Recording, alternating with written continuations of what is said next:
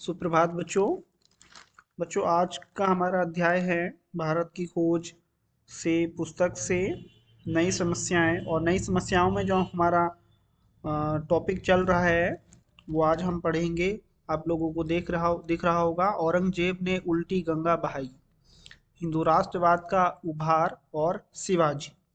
तो बच्चों इसमें जो औरंगजेब थे, जब हमारे देश में 1526 ईस्वी में मुगल वंश की स्थापना हो गई, और मुगल वंश की स्थापना आप लोग सभी जानते हैं कि बाबर ने की है, तो उन्हीं का एक वंशज है ये औरंगजेब। तो औरंगजेब मुगल वंश का एक ऐसा धर्मांध और कठोर नैतिकतावादी शासक था जिसने अपने पूर्वजों की मेहनत तथा उसके कार्यों पर पानी फेर दिया। और वह साहित्य तथा कला का प्रेमी तो नहीं था, लेकिन उसने हिंदुओं पर घृणित जजिया कर लगाया। आप लोग सभी जानते होंगे कि जजिया कर क्या होता है, कि मंदिर में भगवान के दर्शन करने के लिए भी उन्होंने टैक्स देना पड़ता था, कर देना पड़ता था। कर मीन्स टैक्स। और उसने मंदिरों को तुड़वाकर प्रजा को नाराज कर दिया, जो उसकी प्रजा थी उसको नाराज किया, और मंदिरों की जगह उसने मस्जिदों का भी निर्माण करवाया। और उसके कार्यों ने राजपूतों, सिखों और लड़ाकू मराठों को नाराज कर दिया। इससे मुगल साम्राज्य में उत्तेजना फैल गई और पुनर्जागरण के विचार उठने लगे, जिससे धर्म और राष्ट्रीयता का मेल था। आप सभी जानते हैं कि धर्म और राष्ट्रीयता के मेल ने शक्ति और संबद्धता तो पाई, पर विशेष तरह की ये आंशिक थी।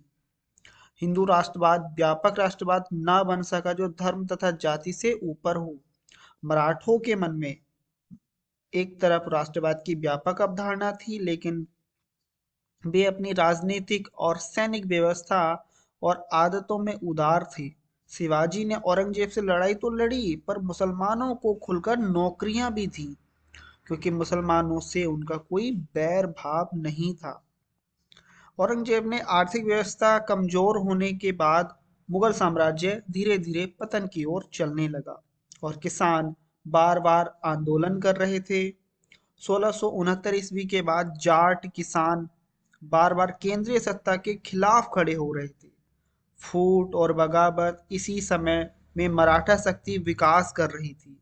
1627 ईस्वी में जन्मे शिवाजी आदर्श छापामार नेता थे, यानी कि वो औरंगजेब की सेना पर इस तरह से आक्रमण करते थे, पहाड़ों से छिपकर छापामार पद्धति का वो प्रयोग करते थे, और औरंगजेब की सेना को तहस नहस कर देते थे, और फिर वापस उन्हीं पहाड़ों में, जंगलों में खो जाते थे।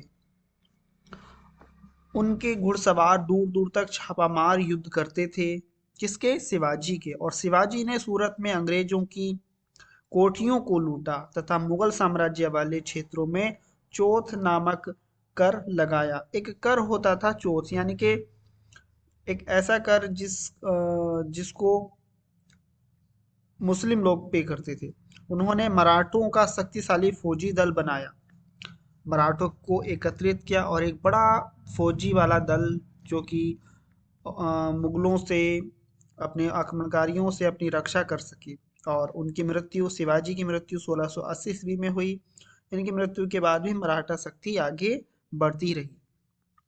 तो बच्चों ये वाला जो टॉपिक है, अंग्रेज औरंगजेब ने उल्टी गंगा बहाई, हिंदू राष्ट्रवाद का उभार और शिवाजी, तो यहाँ पे हमने तीनों चीजें देखी कि औरंगजेब ने अपने द्वारा लिए गए कुछ जो फैसले थे वो उनके साम्राज्य के खिलाफ थे।